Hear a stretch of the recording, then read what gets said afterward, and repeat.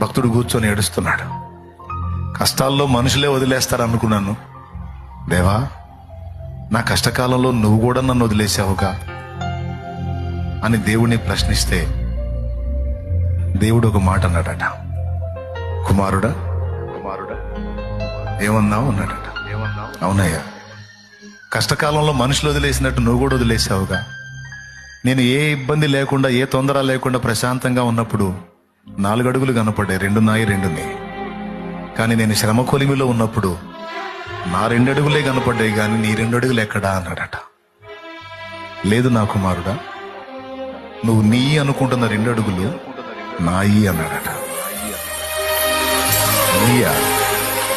మరి నా 2 అడుగులు ఎక్కడా అని అడిగాడు. అవి నా అరచేతుల్లో అని చెప్పాడట. అవి ఎక్కడున్నాయి తెలుసా?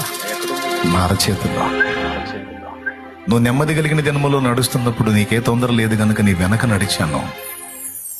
నువ్వు నడవలేని శ్రమలో కొలిమిలో ఉన్నప్పుడు నిన్ను ఎత్తుకొని నడిచాను అన్నాడు.